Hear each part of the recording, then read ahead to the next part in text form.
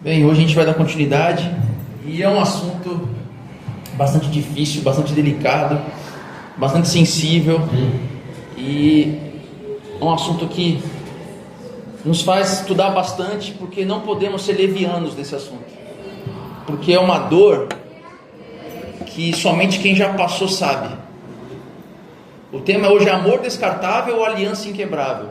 Então vocês já mais ou menos já sabem o que a gente vai tratar aqui hoje. A gente não pode ser leviano, porque aqueles que já passaram por isso, somente essas pessoas sabem a dor que tiveram. E quando eu falo de ser leviano, porque há uma grande tendência de a gente, aquele que nunca passou por isso, nunca teve um problema assim, você tratar a escritura, tratar o genérico, jogar um princípio genérico para todo mundo e acabou. Você não analisa os casos, você não estuda os casos, você não vê as outras implicações, porque muitas pessoas tratam a Bíblia como um manual. A Bíblia não é um manual. Como eu digo assim, por que ela não é um manual? As pessoas vão até a Escritura achando que ela trata de tudo sobre tudo. Não é isso. Existem princípios decorrentes, existem assuntos pelos quais nós devemos nos debruçar para qual é o pensamento da Escritura, o que o Evangelho trata disso. E é o que vamos falar hoje, é um assunto muito difícil, muito complexo, que é o divórcio. Somente quem sofreu sabe a dor que é. E a gente tem irmãos que passaram por isso, tanto na igreja quanto fora dela, nossa família, amigos, conhecidos. A gente sabe como a cultura trata disso. Então vamos abordar esses temas difíceis, que muitas das vezes são negligenciados. Ou ela tende a ser extremamente conservadora, e a gente vai tratar aqui desse assunto. Nossa, esse caso é isso e acabou. E muitas pessoas acabam sofrendo com essas consequências. E por outro lado, o diluir do Evangelho, tratando um tema tão complexo, um tema que a gente vai tratar aqui, começa lá no Gênesis, de forma leviana, diluindo o Evangelho, tratando isso de forma cristã, só que de forma cristã adaptada à cultura.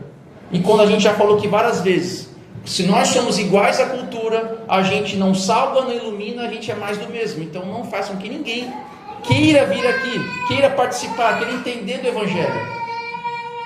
Então é um tema sensível e urgente do tempo, que é o divórcio e a santidade. Eu vou contar uma história aqui que pode ser fictícia, mas ela é retrato dessa situação. Então é uma história fictícia de um casal, casado há muito tempo. Ele procura o pastor, a liderança da igreja, para conversar a respeito. E aí é o casal que procura esse aconselhamento e o líder fala assim, por que você está procurando, o aconselhamento? Qual que é o motivo? E esse casal procura esse líder e ele fala o seguinte, olha, não estamos mais felizes. E esse estado de não felicidade não é porque havia adultério, não é porque havia abuso, violência, mas porque não sentiam-se mais nada um pelo outro. Então a frase final desse marido para essa liderança foi a seguinte, a gente tentou, mas hoje em dia ninguém precisa ficar preso em algo que não funciona. Nós não temos mais que ficar juntos porque não estava dando certo, não funciona, não deu certo. E essa frase resume muito bem o que nós vivemos na cultura.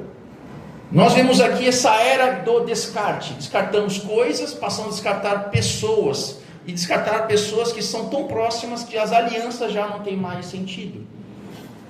Mas segura aí, que a gente vai avançar nesse assunto. Não é tão simples assim. Então, para a gente ter uma ideia que existe uma exaustão emocional muito grande e que banalizamos, como a gente falou aqui de vários outros assuntos que foram banalizados pela cultura, uma das banalizações é o casamento. E eu vou citar aqui, eu gosto de citar coisas que são pesquisas. Então tem um site, um aplicativo focado em encontros, chamado Glidden. Ele fez uma pesquisa e recente descobriu que o Brasil é o país mais infiel da América Latina. O dado mais assustador é que 8 em cada 10 brasileiros admitem já ter traído.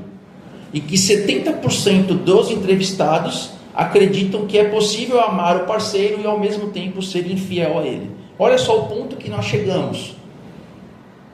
Por que chegamos nesse ponto? A cultura ela redefiniu o amor. A gente já falou isso aqui, que a cultura ela tem uma vontade. A cultura não é isenta, ela quer nos discipular, assim como nós fazemos aqui na igreja. A cultura quer discipularmos. Então, esse discipulado da cultura redefine vários conceitos e um deles redefine o que é o amor. Então o amor, a gente já vê isso normalmente na cultura, o amor deixa de ser um compromisso de aliança e passa a ser um mero sentimento passageiro de gratificação pessoal. E a gente vai explorar isso. Então a gratificação pessoal associada a uma era da exaustão emocional faz com que o amor fique muito pesado. O amor torna-se pesado demais. As pessoas estão exaustas emocionalmente. Então confundimos o amor, que é aliança, para um sentimento passageiro. E aí o Timothy Keller fala o seguinte: não é assim. O verdadeiro amor fala o seguinte: eu estarei lá, não importa o que aconteça. Parece bonito a gente parar aqui, a gente vai aprofundar isso aqui. A gente não pode ser singelo nesse assunto tão complexo. Então nisso, Jesus ele é incrível, porque ele é Deus, ele sabe a história. Então o Sermão do Monte retrata todos os assuntos mais complexos da vida humana. E aqui ele fala da mesma coisa. Ele não fala que o nosso casamento é um mero contrato, e sim uma aliança divina e sagrada, que está lá em Mateus 5, 31, 32. Mateus 5, 31, 32, para quem quiser abrir. Mas se não, posso falar aqui também com vocês. Menino, tudo parado assim, ó. Então eu vou ler, né? Então, foi dito também: aquele que se divorciar da sua mulher deverá dar-lhe uma certidão de divórcio. No entanto, eu digo que todo aquele que se divorciar da sua mulher, exceto por imoralidade sexual, faz que ela se torne adúltera, e quem se casar com a divorciada comete adultério. Jesus começa ali citando uma interpretação rabínica de Deuteronômio 24, 1,14, 1 a 4, que eu vou ler aqui rapidamente. Deuteronômio 24, de 1 a 4. Se um homem se casar com uma mulher e depois não a quiser mais, por encontrar nela algo que reprova, ele escreverá à mulher uma certidão de divórcio, entregará a ela essa certidão e a mandará embora. Se depois de sair de casa ela se tornar mulher de outro homem, e o segundo marido não gostar mais dela, este escreverá uma certidão de divórcio, a entregará a ela e a mandará embora. Se o segundo marido morrer, o primeiro que se divorciou dela não poderá casar-se com ela de novo, visto que foi contaminada. Se ele é detestável para o Senhor, não tragam pecado sobre a terra que o Senhor, o seu Deus, dá a vocês. Parece um negócio meio bizarro aqui, mas olha só.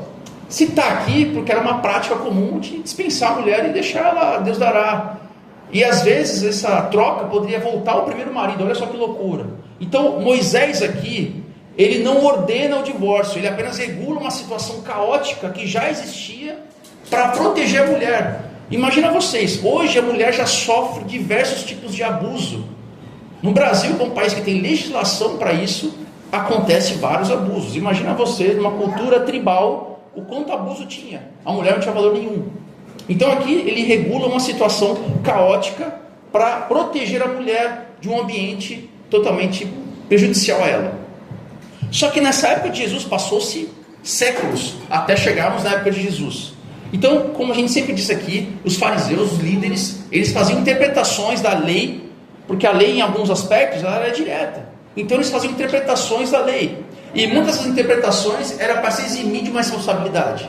Então eles queriam fazer algo errado, eles queriam interpretar isso de forma errada, para poder ficar com a mente tranquila quanto ao erro. Então, para quem vê The Chosen, tem as duas escolas, lá essa série trata muito bem isso. Existem duas escolas de interpretação da escritura, que são a escola de Shammai e a escola de Hillel, e a gente vê isso na série. A Shammai é aquela mais conservadora em todos os assuntos, e a Hillel é a mais liberal, e nesse assunto prevalecia a de Hillel. O que ela fazia? Ela interpretava uma brecha na lei que permitia o divórcio sobre qualquer assunto, qualquer causa. Então permitia que o homem deixasse a mulher por qualquer motivo, até fútil. Então, se ela fizesse alguma coisa fora da rotina, se ele desagradasse ele por alguma forma que ela ou tratava, ou no ambiente familiar, ou em qualquer lugar, que ele se achasse diminuído, reduzido, era motivo para dispensar. Então, os fariseus, naquela época, nesse assunto, é como se fossem os pós-modernos de hoje, porque nós fazemos o mesmo. Então, transformaram uma concessão em um mandamento. Então, eu posso. Então reduziram a santidade do casamento a uma mera burocracia de papel. Então eles se isentam da culpa para reduzir o divórcio a uma questão indolor. Mas o divórcio dói, somente quem passou sabe.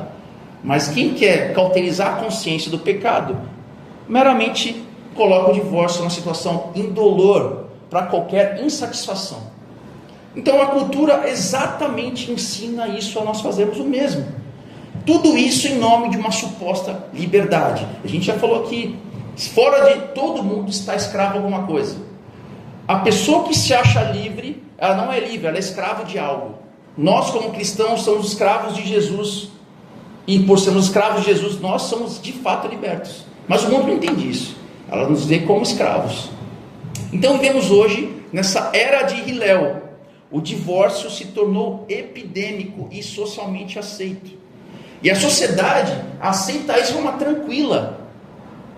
Existe uma facilidade para o descarte. Em contrapartida, e a gente vai avançar aqui, a igreja não. A igreja trata como um pecador, um cara desconsiderado, uma mulher desconsiderada. É um absurdo. Então a sociedade vê como comum e a igreja vê como um absurdo.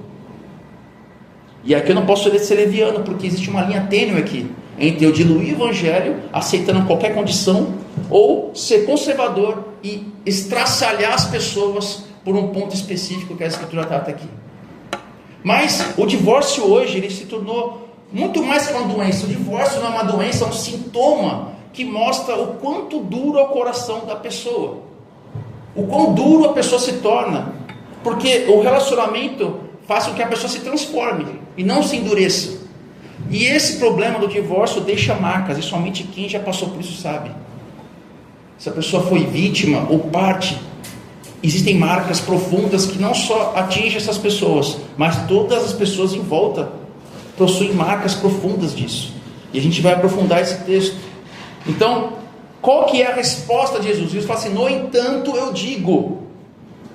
Jesus dá a fiel interpretação. Ele não está trazendo uma nova interpretação, ele está trazendo o sentido daquilo.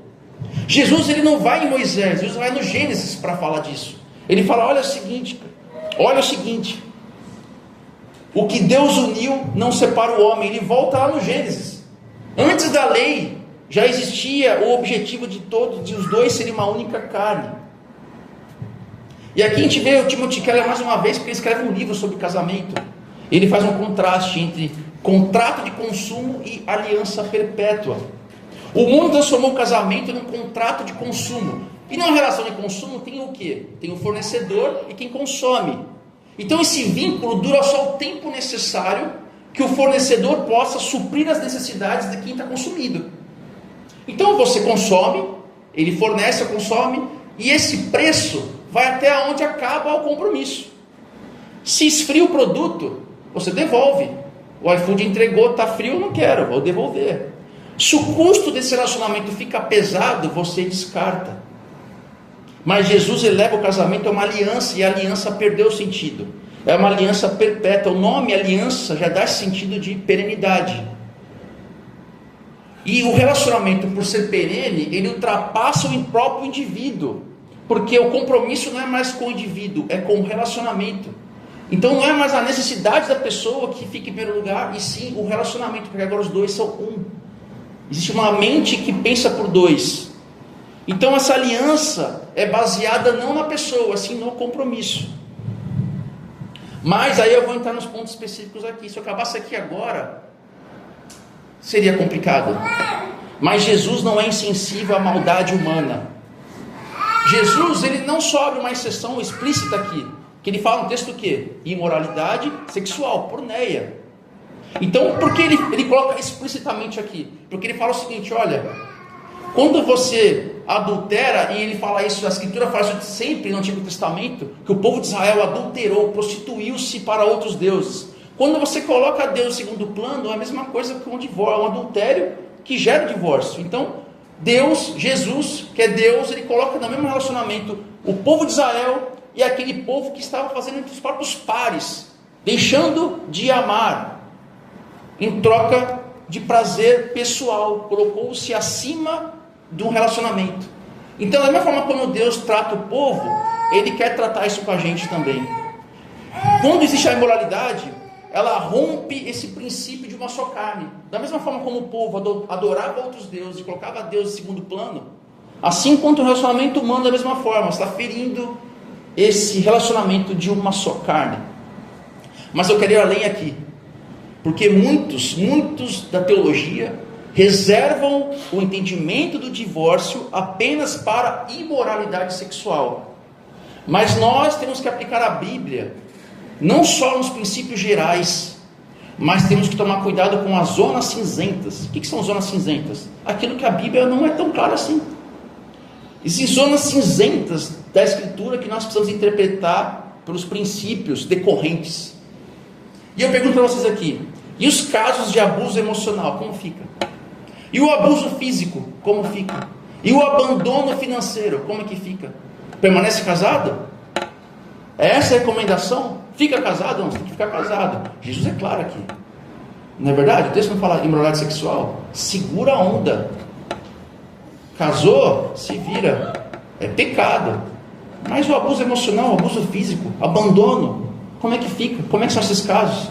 Quantas pessoas, homens e mulheres, são forçadas a escolher entre duas coisas? Entre ser íntegros ou aceitação espiritual perante uma comunidade. Assim, ou eu fico íntegro e sofro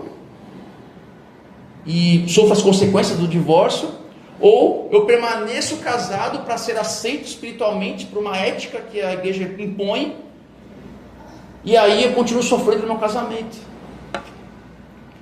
E infelizmente a igreja, em vez de ser esse local de abraço, é o local de exclusão, porque faz com que a pessoa sofra o peso de uma comunidade que julga ao verem pessoas se divorciarem. E aqui parece que agora eu estou indo para o extremo oposto, né? Se fizer um corte agora também, hein, Renan, cuidado com os cortes. Muitas pessoas sofrem esse peso da comunidade que exclui e não abraça. E aí a pessoa acaba querendo sofrer calada o abuso. Então imagina só uma pessoa que se divorcia, a igreja pesa a mão nessa pessoa. Enquanto isso, outra pessoa que está passando por um momento de extremo abuso, ao ver isso, fala assim, meu Deus, eu vou ficar aqui, porque o pecado é maior do que eu aguentar o abuso. E o mais interessante, para não falar loucura, é os líderes forçarem as pessoas a permanecerem nesse ambiente caótico, abafando até mesmo crimes. Olha só vocês verem Tove. Lá fala de igreja, mas também fala de relacionamento. Pessoas que são obrigadas a viver num ambiente hostil, pura e simplesmente porque não é um tema exclusivo. Mas eu vou falar que a Bíblia fala disso aqui. A Bíblia fala de abuso, não fala só isso aqui. Por isso que a gente tem que olhar a Bíblia como um todo. O conceito de fidelidade, existe um consenso, uma parte da igreja evangélica, da teologia, a qual eu me insiro aqui, que se apoia em 1 Coríntios 7,15. Lá fala o seguinte: se o descrente decide separar-se, que separe. E no final, Deus nos chamou para vivermos em paz. Ou seja, esse grupo reconhece que o divórcio é permitido, não é ordenado, em casos graves de quebra de aliança, abandono obstinado, abuso severo. Uma pessoa que não ama o seu próximo é um descrente. É um descrente. Como uma pessoa se diz cristã e tratar uma pessoa que está no seu ambiente de relacionamento íntimo, fala que ama a Deus e trata essa pessoa que é a pessoa mais íntima da vida dela de forma abusiva? Cara, essa pessoa tem que ser tratada como um descrente. Ela atrapalha a sua fé com Deus, ela atrapalha a sua vida. Não no sentido de sucesso, no sentido de vida social, ela atrapalha a sua alma. Se não tem solução, se o abandono obstinado e o abuso severo, John Stott e Miroslav Volf, dois teólogos importantíssimos do cenário cristão, falam o seguinte: o casamento não deve ser uma câmara de tortura. Não deve ser. Não é isso que Deus fez. O homem e a mulher corromperam o senso do casamento. Então, quando há violência, o cônjuge já abandonou o pacto do amor. Ele quebrou a aliança primeiro. A aliança foi quebrada ali, não foi quebrada quando divorciou e assinou um papel. A aliança quebrou com a violência. Então um pastor, um líder não pode falar para você, fica nisso. Ele está errado, porque ele está perpetuando a dor. Que exemplo está dando para ir fora? Que exemplo está dando? Acho que foi o Alex que mandou um vídeo essa semana. Quantas e quantas pessoas sofrem caladas em casa por um ambiente abusivo, pura e simplesmente para permanecer calado e para não ser mal falado, e prefere sofrer a dor. E também a pessoa tem esse medo de ser associado a esse mundo que trata o casamento como nada, como fosse trocar de roupa. Então realmente existe uma linha tênue, e essa pessoa que está sofrendo a dor, ela está falando: caramba, e agora o que eu faço? Se eu fico, dói. Se eu ficar, dói mais ainda. Então, nesses casos extremos, o divórcio se torna um remédio amargo. É um remédio amargo para proteger a vida e a dignidade humana, pois Deus odeia a opressão. Deus odeia a opressão. Então, reconhecer o abuso é causa legítima de divórcio e separação. Pode postar até isso aí. Isso é verdade. Não podemos achar que isso está acima das vidas. A vida vem em primeiro lugar. Então o divórcio bíblico, ele não é ensinado para qualquer causa, mas ele serve para proteger as vidas de um pacto que foi quebrado.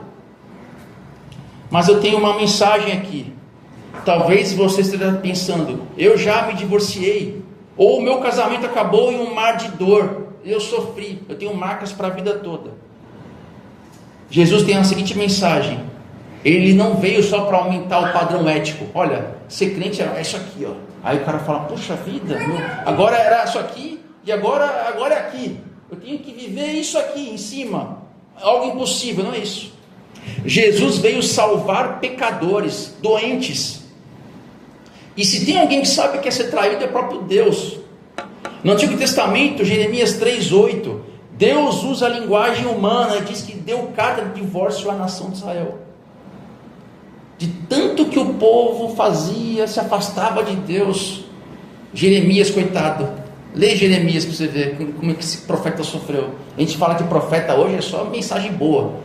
Esse cara só levou mensagem de destruição para o povo, ele só sofreu por isso.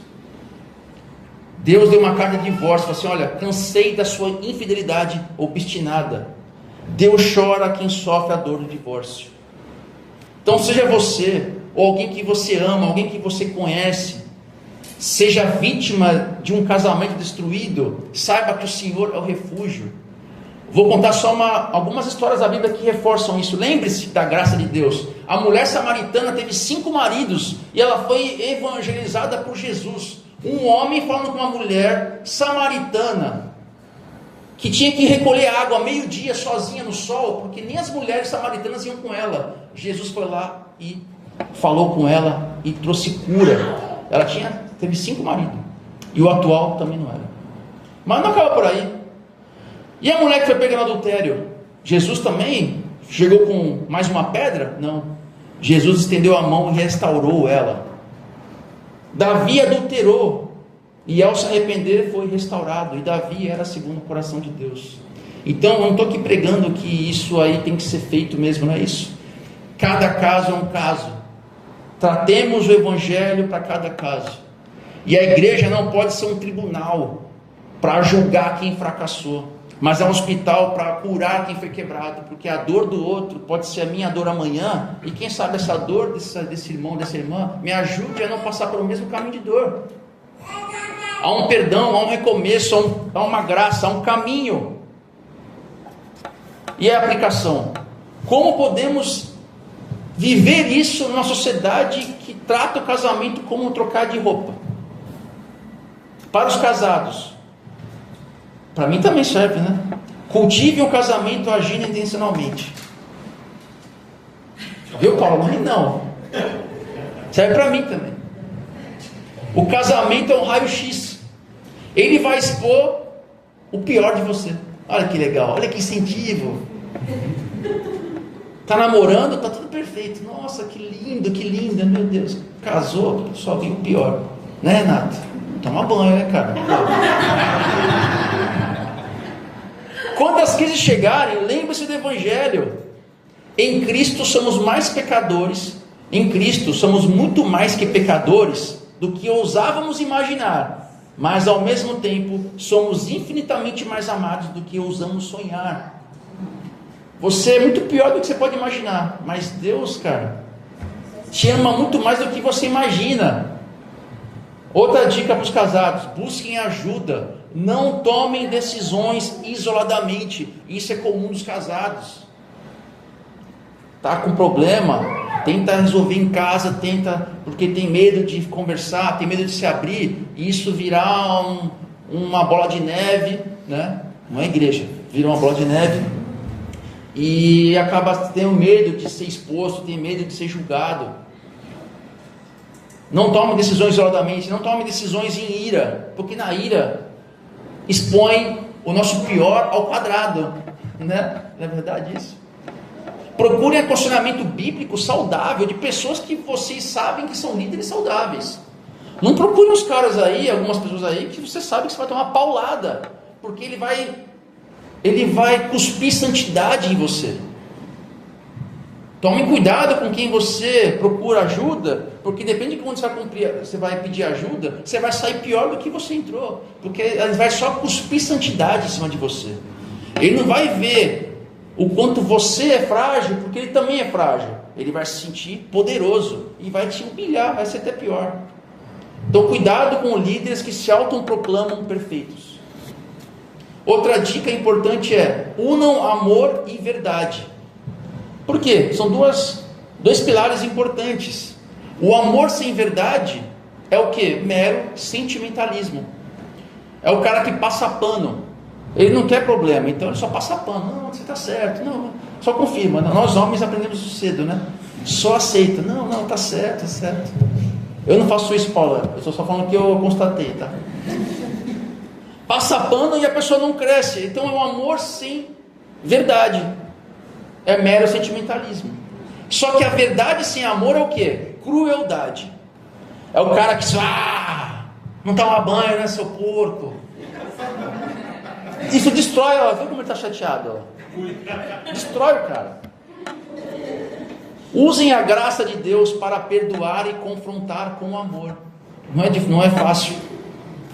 Porque o orgulho nos fala, a gente já falou isso aqui em perdão. O Felipe falou muito bem aqui. Nós temos essa tendência, ele que tem que pedir perdão. A gente não vai conversar, fica aquele ambiente carregado, né? Ninguém se fala em casa assim, fica se desviando. Mas o Evangelho diz: vá e faça a paz. Você está rindo, né? Fala, Deus! Em caso de abuso, a segurança vem em primeiro lugar. Deus não exige que você suporte violência. Isso não é casamento. Isso é uma tortura, já falei agora há pouco. Então procure uma liderança madura, né? Mais uma vez eu recomendo isso. E se for crime, procure a polícia. Parece que a gente tem que falar o óbvio, mas cara, é crime, é polícia, não abafa crime. A separação pode ser necessária para preservar a vida. E para os solteiros? Casamento não é solução mágica. Resolvemos problemas. Então muitas pessoas se casam para sair da sua família, muitos se casam para poder fazer aquilo que não pode fazer porque está solteiro. Então escolham com temor, segura a onda, porque você não está assinando um contrato de consumo, mas é um pacto para a vida toda. Outra dica importante para os solteiros: não permitam que líderes editem com quem você deve ou não se casar. Parece óbvio aqui, mas tem gente que precisa ouvir. Tem quantas e quantas igrejas que o cara tem que pedir permissão para o pastor, para a pastora, que se pode casar, ou com quem pode casar. E pior ainda, o pastor junta casal, pega dois solteiros, acho que dá certo esse assunto aqui. Só que não é só ser crente para dar certo. Existem vários fatores de sociabilidade que precisa saber para ver se vai dar certo. Mas assim, é crente, vamos juntar que dá certo. Não é assim também. Então o pastor acaba sendo aquele sacerdote da igreja. Ele dita até o casamento. Mas cara, não deixa que ninguém dite o que você tem que fazer, controle a sua vida. O pastor e o líder, ele está para caminhar com você, para te aconselhar. E para todo mundo, o conselho para todo mundo: o casamento é uma escolha diária por amar. Então num mundo onde 70%, como eu falei no início, acham normal trair quem ama, manter um casamento fiel é um ato quase de resistência num mundo assim. Porque você vai ver no streaming, por Netflix, na Amazon, ela está te discipulando que o casamento é nada. Isso vai entrando na sua mente e vai trabalhando com a sua mente, fazendo com que isso seja normal. Não aceite a normalidade do erro. O verdadeiro amor é buscar o bem eterno do outro. Cada conversa difícil, cada perdão, são votos renovados de amor e fidelidade. E a dica para a igreja? Tem várias dicas para todo mundo aqui. Sejamos uma comunidade de apoio, não de julgamento. Então, antes de qualquer coisa, ofereça o abraço. Você não sabe aquela história. Você não sabe a história. Ofereça o braço de Deus, o abraço de Deus. Porque isso é ser cristão. Antes de excluir, cara, abraça. Porque a gente tem que excluir, abrace. Pesquisas mostram que muitas vítimas de abuso procuram primeiro o pastor antes da polícia. Agora, se a igreja não reconhece um abuso, cara, aquela mulher, até mesmo o homem, permanece no ciclo de violência. Isso está errado. Então, temos que ter compaixão e graça e olhos para entender isso e ser alguém que ajuda essa situação. E qual a dica para os feridos e divorciados? Há uma palavra de esperança. Deus é um pai compassivo que acolhe corações partidos e restaura famílias, quer seja aquela família ou uma nova família. No Evangelho encontramos um casamento perfeito. Cristo é um noivo perfeito que nunca abandona a igreja. Ele perdoa as nossas infidelidades, as nossas dores, a nossa forma de agir, nosso pensar, mas Ele ama muito mais a nossa transformação. Ele quer nos transformar.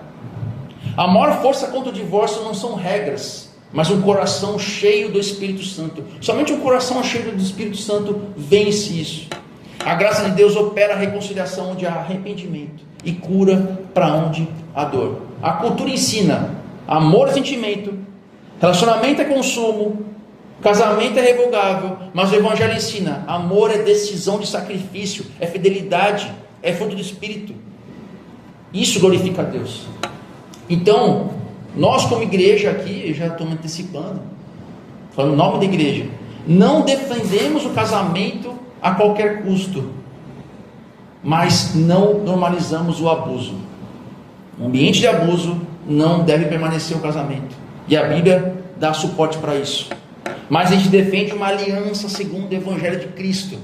Não banalizamos o divórcio, mas não idolatramos o casamento.